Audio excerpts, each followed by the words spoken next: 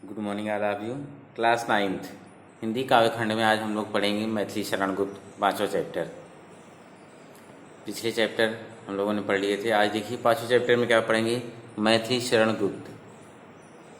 मैथिली शरण गुप्त जी, इनके आज कविता का शीर्षक है पंचवटी। देखिए पहले मैथिली शरण गुप्त जी के बारे में पढ़ते हैं, फिर पंचवटी के बारे में पढ़ेंगे।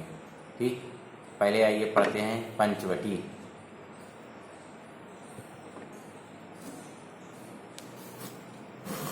पहले मैथिली शरण गुप्त के बारे में थोड़ा सा जान लीजिए। मैथिली शरण गुप्त जी का जन्म सन 1886 ईस्वी में झांसी जिले के अंतर्गत चिरगांव नामक स्थान पर एक वैश्य कुल में सेठ रामचरण के घर में हुआ था। 1886 कहाँ हुआ था? झांसी के चिरगांव नामक गांव में। इनके पिता का नाम सेठ रामचरण गुप्त। सेठ रामचरण भगवान के भक्त और हिंदी काव्य के प्रेमी थे।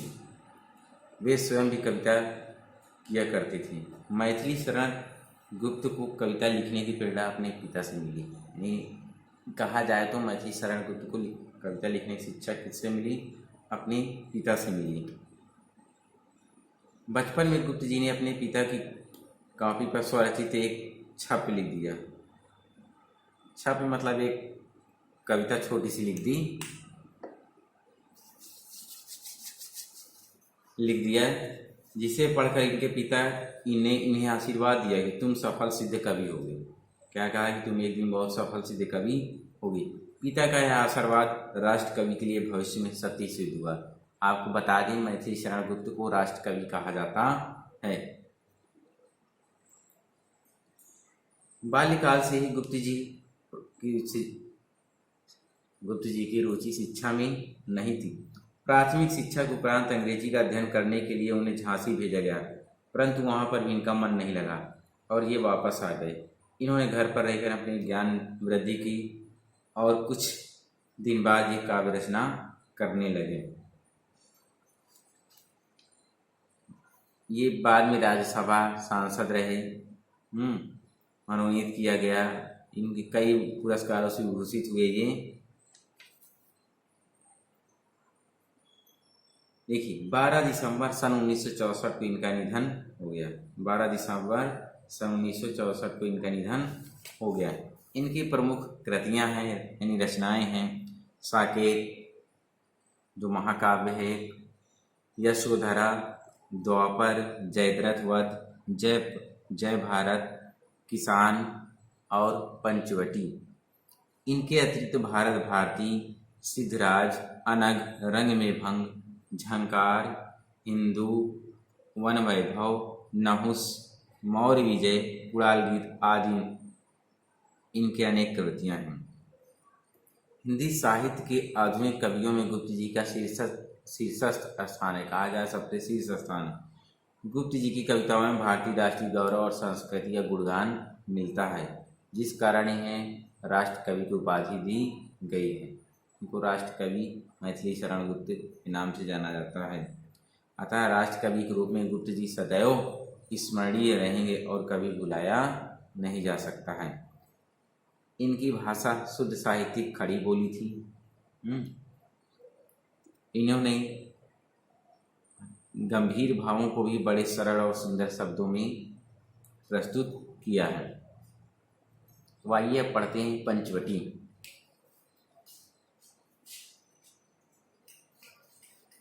देखिए पंचवटी, देखिए पंचवटी। ये पंचवटी में उस समय का वर्णन है जब भगवान राम, माता सीता और लक्ष्मण तीनों चित्रकूट से आगे बढ़कर पंचवटी में अपने 14 वर्ष के वनवास का समय व्यतीत कर रहे थे। उसी समय का यह वर्णन है। पंचवटी में पत्तों की कुटिया बनाकर रह रहे थे, तो उसी कुटिया का देखिए वहाँ पर कैसा वर्णन किया गया है। कितनी पंचवटी की सुंदरता का कैसे वर्णन यहाँ पर किया गया है।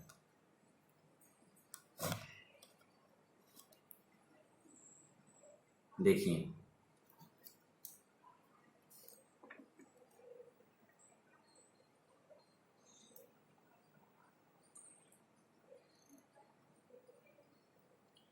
चारों चंद्र की चंचल किरणें खेल रही हैं जलथल में, स्वच्छ चांदनी बिछी हुई है अवनी अंबर तल में। चारों चंद्र की चंचल किरणें, चारू मतलब सुंदर, चारू मतलब क्या होता है? सुंदर। अवनी माने धरती, अंबर तल मतलब आकाश में। क्या कह रहे हैं? कह रहे हैं चारू चंद्र की चंचल किरणें खेल रही हैं जलथल में, स्वच्छ चांदनी बिछी हुई है अवनी और अंबर तल में। देखिए पंचवटी की सुंदरता का या पंचवटी में फैले हुए चारों तरफ सौंदर्य, प्राकृतिक सौंदर्य का वर्णन करते हुए मैथिली शरण गुप्त जी कहते हैं कि सुंदर चंद्रमा की चंचल किरणें चारों तरफ पंचवटी में फैली हुई है। क्या कह रहे हैं गुप्त जी? कह रहे हैं कि सुंदर चंद्रमा की चंचल किरणें पंचवटी की छाया में चारों तरफ फैली हुई है। जल थल अर्थात जल में भी और थल में भी, जल और थल सब चारों तरफ फैली हुई स्वच्छ चांदनी बिछी हुई है अवनी और अंबर तल में।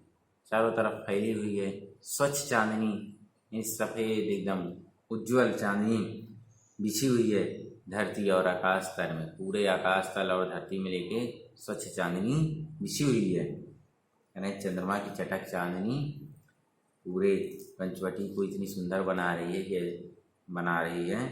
कहें पूरे आकाश से लेके अवनी यानी धरती तक सफ़ेद ही सफ़ेद यानी चांदनी नज़र आ रही है। फिर से इसको देखिए, लिखना कैसे है आपको।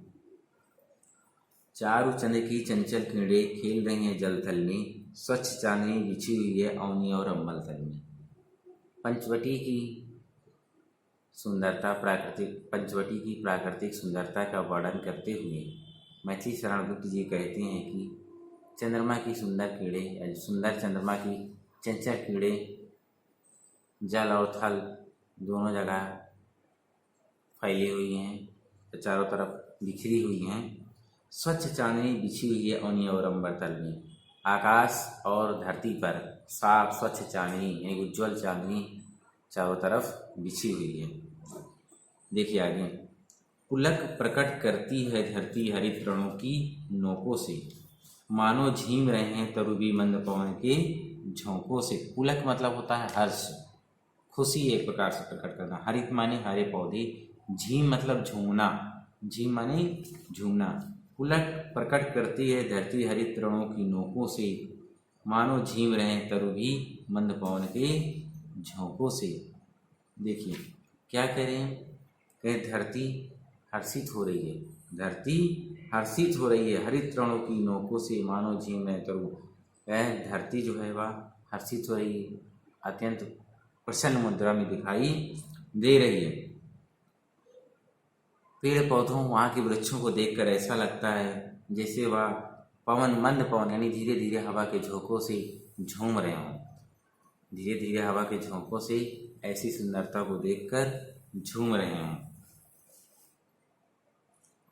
कहें धरती पुलक प्रकट करती कहें धरती हर्षित हो रही है, पुलकित हो रही है, रोमांचित हो रही है हरित तृणों की नोकों से। हरियाली की चारों तरफ हरियाली छाई है, उस हरियाली से धरती भी पुलकित हो रही है, प्रसन्नित हो रही है।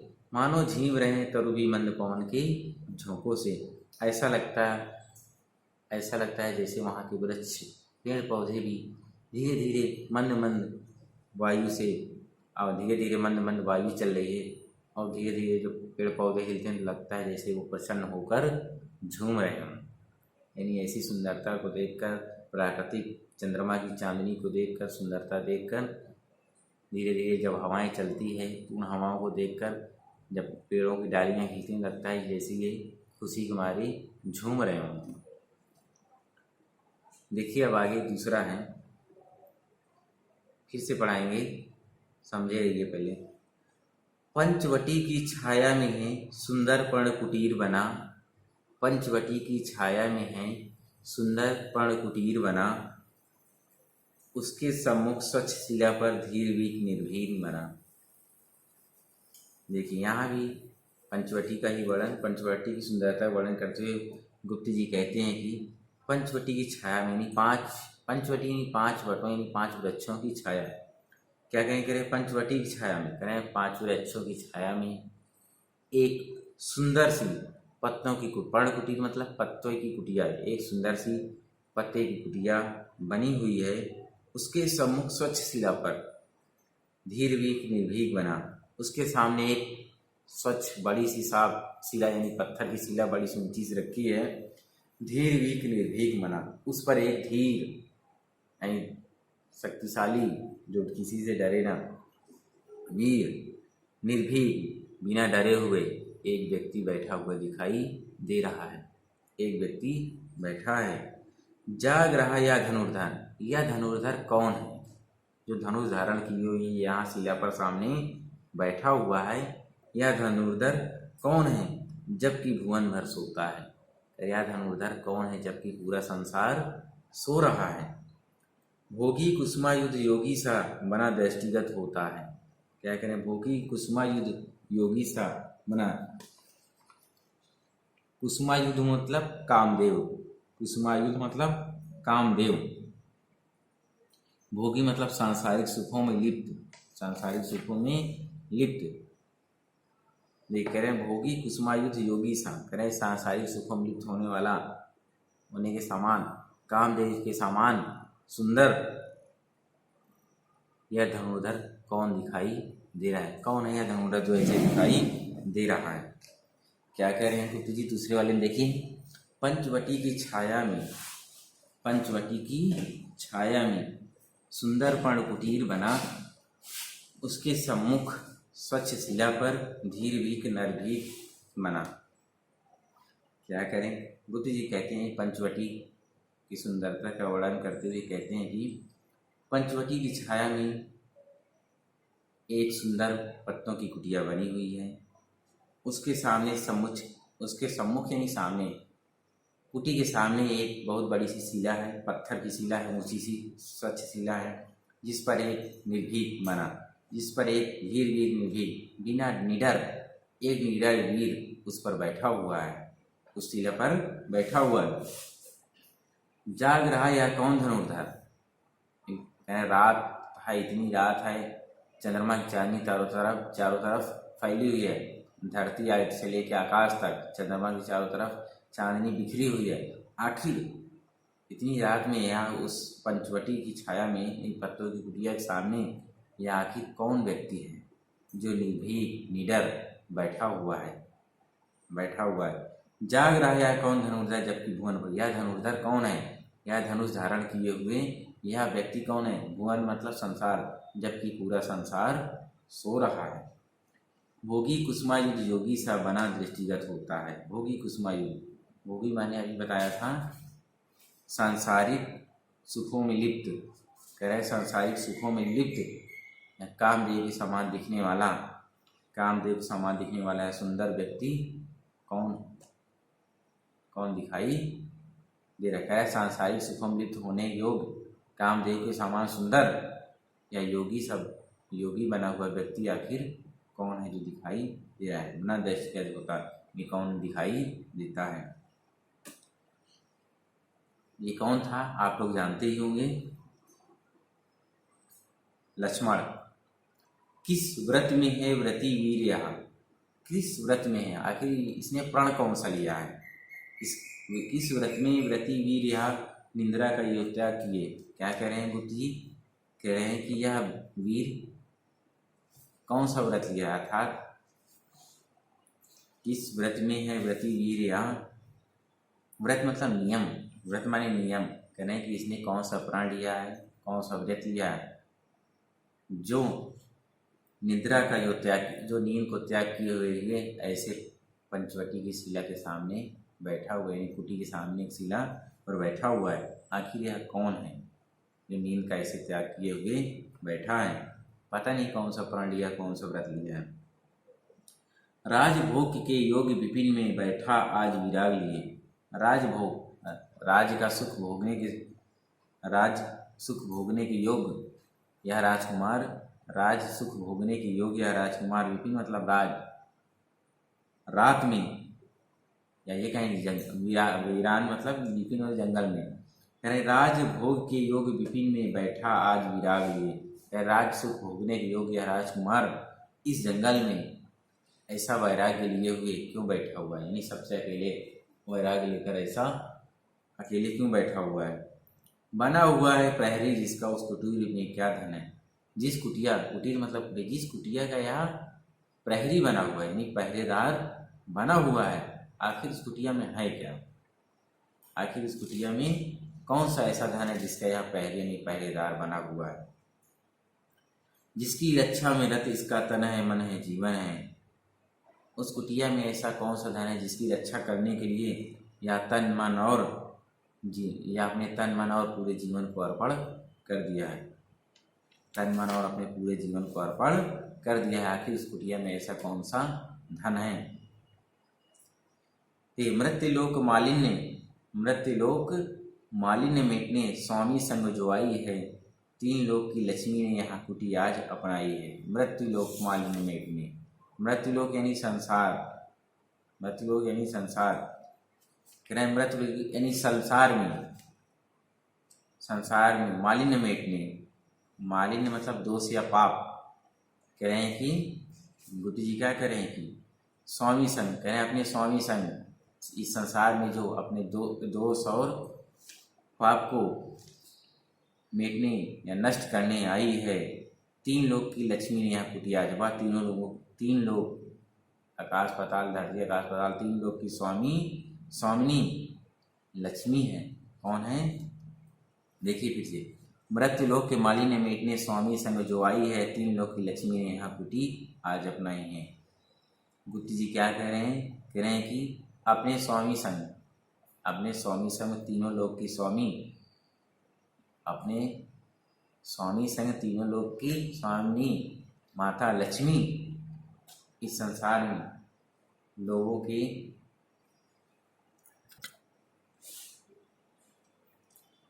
मृत्यु लोक मालिन्य मेटने यानी संसार का दुख दोष मेटने अपने स्वामी संग अपने स्वामी के साथ आई है, जो आई है वह 3 लोक की लक्ष्मी, तीनों लोक की लक्ष्मी है जिसने यहाँ कुटी यानी यहाँ कुटी अपनाई है। इस कुटी में जो निवास कर रही है तीनों लोक की स्वामी लक्ष्मी है, जो अपने स्वामी के साथ इस संसार के पाप को समाप्त करने आई है।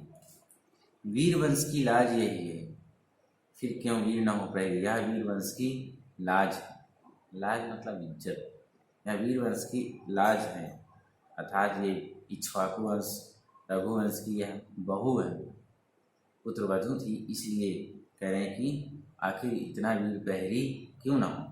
वीर वंश की लाज है तो इतना वीर प्रहरी, फिर क्यों वीर ना हो प्रहरी। विजन देश है निशा शेष है, वीरान देश है अभी रात भी शेष है, निशाचारी माया ठहरी। और यह क्षेत्र निशाचारी मायावी राक्षसों से भरा हुआ है, इसलिए इतना वीर प्रहरी इस कुटी को पास बैठा हुआ है, इस कुटी के पास बैठा हुआ है। वीर वंश की लाज यही है, फिर क्यों ना हो वीर प्रहरी। विजन देश है निशा सेन शेष है, निशाचारी माया ठहरी। क्या कह रहे हैं, बुद्ध जी कह रहे हैं कि वीर वंश की यह लाज है, यानी पुत्र वधू है, इसलिए वह इसके रक्षा करना वीरों का धर्म है। फिर क्यों ना वीर हो प्रहरी, फिर वीर प्रहरी क्यों ना हो, क्योंकि विजन देश है यानी वीरान देश है, रात अभी शेष है और यह क्षेत्र निशाचारी माया ठहरी। और इस क्षेत्र में राक्षस मायावी राक्षस घूमते रहते हैं, इसलिए यह भी प्रहरी बना हुआ पहरा दे रहा है। देखिए आगे, क्या ही स्वच्छ चांदनी है यहाँ, क्या ही स्वच्छ चांदनी है यहाँ, है क्या ही स्तब्ध निशा, है स्वच्छंद सुमंद गंधवा निरानंद है कौन दिशा। बंद नहीं अब भी चलते नियति नटी के कार्यकलाप पर, कितने कांत भाव से कितने शांत चुपचाप। देखिए गंधवा मतलब होता है हवा, गंधवा मतलब हवा, स्वच्छंद मतलब स्वतंत्र सुमंद मंद मंद, निस्तब्ध मनी सन्नाटे से भरी हुई, सन्नाटे से भरी हुई। क्या ही स्वच्छ चांदनी है यहाँ है क्या निस्तब्ध निशा, गुप्त जी क्या कह रहे हैं, कह स्वच्छ चांदनी क्या है, स्वच्छ चांदनी क्या है, यानी स्वच्छ चांदनी चारों तरफ बिखरी तो हुई है लेकिन रात्रि निस्तब्ध है। क्या करें, रात्रि जो है सन्नाटे से भरी हुई, यानी चारों तरफ सन्नाटा ही सन्नाटा छाया हुआ है रात में, कहीं कोई कुछ बोल नहीं रहा है स्वच्छंद सुमन गंधवा निरानंद है कौन दिशा। है स्वच्छंद स्वतंत्र, कह रहे हैं क्या करें, स्वतंत्र, सुमन मतलब स्वतंत्र एवं सुगंधित, धीरे धीरे वायु, मंद मंद वायु, हवा चल रही है, हवा चले, निरानंद है कौन दिशा, आखिर कौन सी दिशा है जिस ओर यह आनंद नहीं जा रही है। निरानंद है कौन दिशा, निरानंद मतलब आनंद रहित, वही कौन सी दिशा में है जो ये आनंद नहीं जा रहा, कौन सी ऐसी दिशा है जो आनंद रहित है। देखिए, बंद नहीं है अब भी चलते हैं नियति नटी के कार्यकलाप। क्या कि नियति नटी, नियति रूपी नर्तकी, कह बंद नहीं अब भी चलते हैं नियति नटी के कार्यकलाप, करें कि अभी इतनी रात में भी नियति के, नियति रूपी जो नर्तकी है उसके क्रियाकलाप बंद नहीं है, वह अभी चल रहे हैं। क्या है, चल रहे हैं।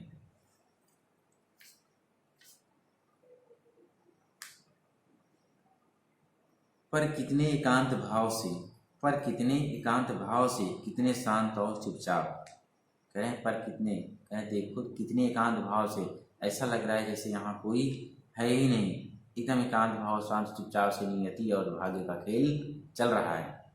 क्या करें, करें इतने नियति से, नटी मतलब होता है नर्तकी, नियति मतलब भाग्यता या भाग्य, नियति नर्तकी मतलब नियति रूपी नर्तकी। कहें नियति रूपी नर्तकी जो है उसका खेल देखिए, उसका खेल देखिए, वह अभी क्रियाकलाप उसका पूरे एकांत भाव में चल रहा है, एकांत भाव से चल रहा है, वह अभी एकदम शांत और चुपचाप तरीके से, एकदम शांत और चुपचाप तरीके से उनका क्रियाकलाप चल रहा है।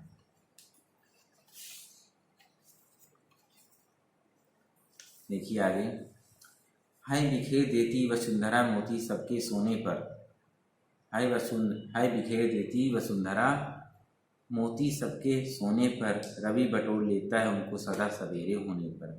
है बिखेर देती वसुंधरा, कह रहे जैसे ही सब लोग सो जाते हैं, जैसे ही सब लोग सो जाते हैं, पृथ्वी पर मोतियों के रूप में तमाम तारे निकल आते हैं, मोतियों के रूप में तमाम तारे ऊपर आकाश में दिखाई देने लगते हैं। कह रहे हैं बिखेर देती वसुंधरा मोती सबके सोने पर, सबके सोने पर वसुंधरा यानी पृथ्वी, क्या है पृथ्वी, तमाम तारों के मोतियों समान दिखाई देने लगते हैं।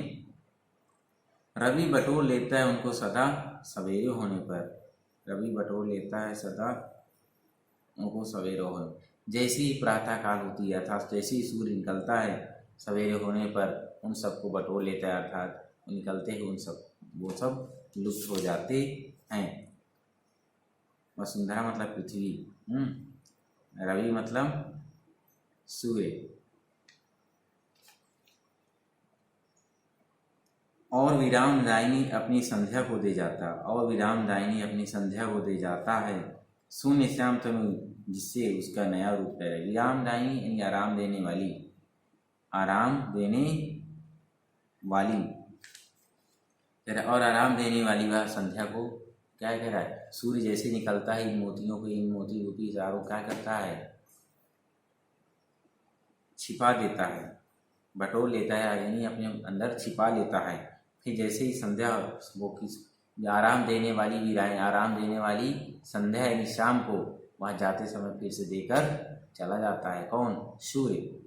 शून्य श्याम तनु जिससे उसका नया रूप झलकता है, शून्य श्याम, शून्य मतलब आकाश, शून्य मतलब आकाश, फिर जिससे आकाश में, फिर जिससे आकाश में संध्या के समय, शाम के समय एक नए रूप में वह झलकता है, एक नए रूप में वह दिखाई देने लगता है, एक नए रूप में दिखाई देने लगता है। देखिए आगे, सरल तरल जिन तुहिन करो से, सरल तरल जिन तुहिन करो से, हस्ती हर्षित होती है, अति आत्मीयता प्रकृति हमारे साथ उन्हीं से रोती है, साथ उन्हीं से रोती है। अनजानी भूलों पर भी वह अदय दंड तो देती है, पर बूढ़ों को भी बच्चों सा सदैव भाव से सेती है। ये तरल माने बहने वाली या पिघले हुए, सरल तरल जिन तुहिन कड़ों से हस्ती हर्षित होती है। तुहिन माने ओस, तुहिन माने ओस। यहाँ पृथ्वी क्या कहें कि सरल तरल तीन तुहिन कड़ों से हस्ती हर्षित होती है। पृथ्वी की सुंदरता का वर्णन करते हुए क्या कह रहे हैं? गुप्त जी कहते हैं कि पिघले हुए या बहते हुए ओस के कड़ों से पृथ्वी हर्षित होती हुई दिखाई देती है। हंसती हुई, हर्षित यानी प्रसन्न मुद्रा में दिखाई देती है। अति आत्मीयता प्रकृति हमारे साथ उन्हीं से रोती है। अति आत्मीयता प्रकृति हमारे साथ, क्या कहें? प्रकृति हमारे लिए हमारे आत्मीयता अर्थात हमारी हृदय को छू जाती है, साथ उन्हीं से रोती। और यह हमारे साथ होकर यानी प्रकृति हमारे साथ होकर जो हम इसको दुख पहुँचाते हैं, तो यह हमारे साथ होकर रोती भी है। अनजानी भूलों पर भी वह अदय दंड तो देती है। अनजानी यानी अगर हम लोग अज्ञानता, अनजानी यानी अज्ञात, अगर हमने गलती से भी कोई प्रकृति के साथ कोई छेड़छाड़ की या कोई गलत कार्य प्रकृति के साथ किया, तो अदय दंड तो देती है, तो वह हमें दंड अवश्य देती। अदय मतलब निर्दय, वह हमें निर्दय दंड देती है। जैसे कभी बाढ़ के रूप में, कभी सूखा के रूप में, कभी भूकंप के रूप में। ये सब क्या है? प्रकृति क्या देती है? अति आत्मीयता प्रकृति हमारे साथ उन्हीं से रोती है। अगर प्रकृति के साथ हम मिले हुए हैं, आत्मीयता का व्यवहार बनाए हुए हैं, तो वह हमारे साथ हमारे सुख दुख में रोती भी है। अगर हम उनको कोई तकलीफ पहुंचाएंगे तो वह रोती हैं। अगर अनजाने में, अज्ञात में यानी अनजाने में हमने कोई भूल कर दी, तो वह हमें निर्दयी रूप में दंड भी दे सकती है और देती भी है। पर बूढ़ों को भी बच्चों सा सदैव भाव से सेती है।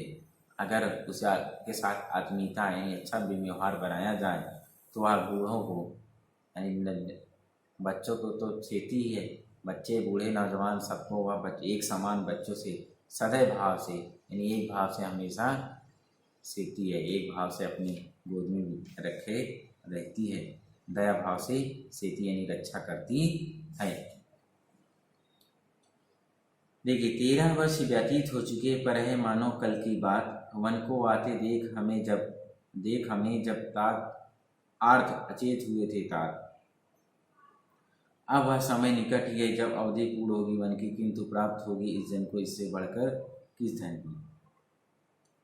देखिए क्या कह रहे हैं, लक्ष्मण कह रहे हैं शायद 13 वर्ष व्यतीत हो चुके पर मानो, क्या कह रहे हैं? 13 वर्ष व्यतीत हो चुका है, 13 वर्ष का समय बीत चुका है, पर ऐसा लगता है जैसे कल की बात हो, जैसे कल की बात हो। वन को आते देख हमें जब आर्त अचेत हुए थे था, जब हम लोग वन की ओर आ रहे थे, जैसे हम लोगों ने वन प्रस्थान किया था वन के लिए, हम लोगों को देखकर पिताजी अचेत यानी बेहोश हो गए थे।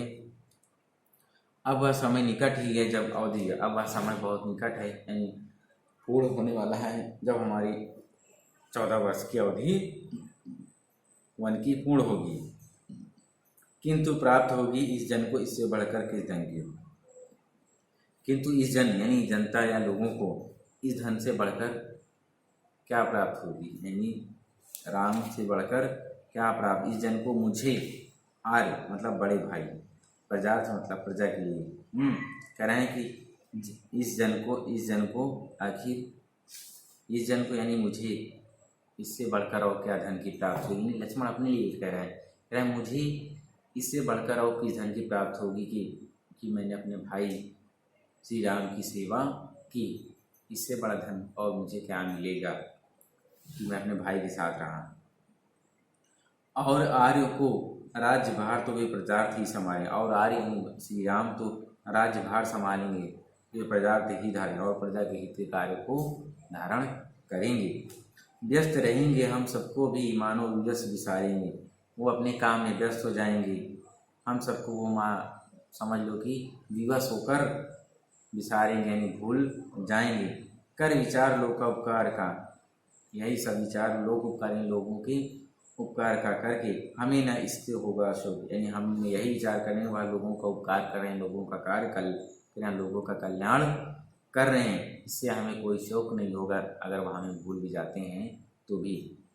पर अपना हित आप नहीं क्या कर सकता यह न लोग, पर यह न लोग यहाँ के मनुष्य, पृथ्वी लोग के लोग यानी ये आदमियों की दुनिया क्या संसार का भला स्वयं नहीं कर सकते हैं? क्या संसार का भला स्वयं नहीं कर सकते हैं? ये कहें कि अपना भला स्वयं नहीं कर सकते हैं। ये था पंचवटी, इसको एक बार आप लोग रिवीजन करिएगा। इसको एक किसी दिन हम लोग फिर से पढ़ाएंगे, एक क्लास और इसकी लेंगे, तब इसको आप लोगों को लिखना होगा। अभी आपको लिखना नहीं है, इसका कोई नोट्स बनाना नहीं इस चैप्टर का, ठीक। इसको एक दिन और पढ़ाएंगे अच्छे से, तब फिर आप लोग इसका नोट्स बनाइएगा, अभी नहीं बनाइएगा। तो अभी आप लोग सिर्फ इसका रिवीजन करिए, ठीक।